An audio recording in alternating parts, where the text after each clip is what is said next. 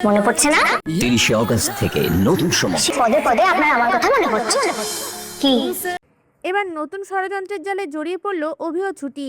অভির মৃত্যুর খবর বিশ্বাস না করে ছুটি রায়বাড়ির সকলের সামনেই বলে ওঠে, আমার অভির কিচ্ছু হতে পারে না, আমি নিজে তাকে রায়বাড়িতে ফিরিয়ে নিয়ে আসবো। এই বলেই সঙ্গে সঙ্গে ছুটি বাড়ি থেকে বেরিয়ে পড়ে। এই ফুল এপিসোডটি পেতে এক্ষুনি আমাদের চ্যানেলটি সাবস্ক্রাইব করুন।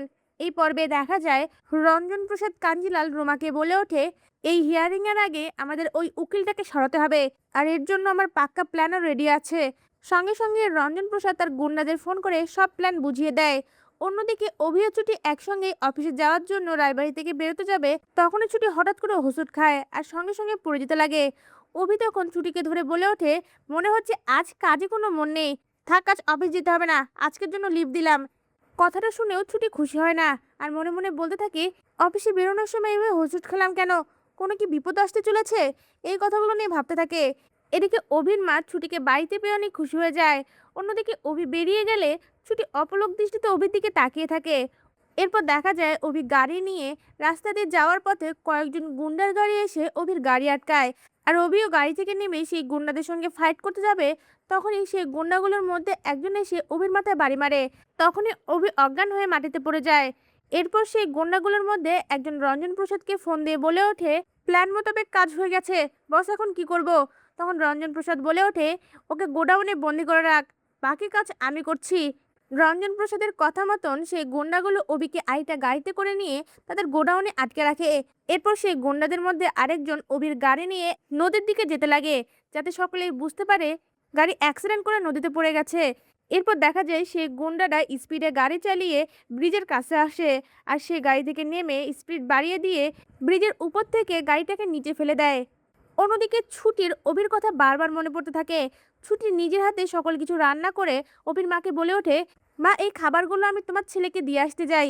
এই বলে টিফিন গুছিয়ে নিয়ে অফিসে যায়, আর সেখানে গিয়ে অভিকে দেখতে না পেয়ে ইন্দ্রকে বারবার জিজ্ঞাসা করে। ইন্দ্র বলে ওঠে, আজ তো অভি অফিসে আসেনি। এই কথা শুনে ছুটি চমকে ওঠে আর সঙ্গে সঙ্গে ইন্দ্রকে বলতে থাকে, সেই সকালে অফিস যাওয়ার জন্য বাড়ি থেকে বেরিয়েছে আর এখনো অফিসে আসেনি, তাহলে কি উকিল স্যারের কোনো বিপদ হলো? এই কথা শুনে ইন্দ্র ভয় পেয়ে যায়। সঙ্গে সঙ্গে ইন্দ্র অভিকে ফোন দিতে থাকে, কিন্তু অভির ফোন বন্ধ থাকায় কোনোভাবেই ফোন ঢোকে না। এতে করে ছুটি ও ইন্দ্র দুজনেই ভয় পেয়ে যায়। সঙ্গে সঙ্গে তারা অভিকে খোঁজার জন্য গাড়ি নিয়ে বেরিয়ে পড়ে। রাস্তাঘাটে সব জায়গায় অভির গাড়িকে খুঁজতে থাকে, কিন্তু কোথাও না পেয়ে বাধ্য হয়ে তারা থানায় গিয়ে রিপোর্ট করায়। এরপর দেখা যায় অভির মা ঠাম্মি সকলে মিলেই অভিকে নিয়ে চিন্তা করতে থাকে। ঠিক সেই সময় পুলিশের ফোন আসে। পুলিশ বলে ওঠে, ওভারব্রিজ থেকে নদীতে একটা গাড়ি পড়ে গেছে, আর গাড়িটা আপনাদের দেওয়া নাম্বার প্লেটের সঙ্গে মিলে গেছে। কথাটা শুনে বাড়ির সবাই চমকে ওঠে। তখনই ছুটি উকিল স্যার বলে চিৎকার করে ওঠে।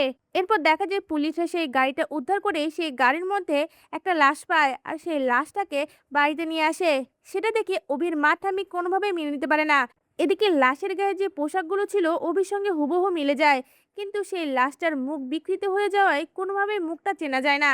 ছুটি সকলের সামনেই বলে ওঠে, এটা আমার অভি হতেই পারে না, আমি আমার অভিকে যেভাবেই হোক খুঁজে আনবো। এ বলে সঙ্গে সঙ্গেই ছুটি রায়বাড়ি থেকে বেরিয়ে যায়। তা ভিউয়ার্স, ছুটি ও অভিকে এই মহাবিপদ থেকে বেরোতে পারবে? আপনাদের কি মনে হয়? আপনাদের মূল্যবান মতামত আমাদের কমেন্টে জানান। ধন্যবাদ।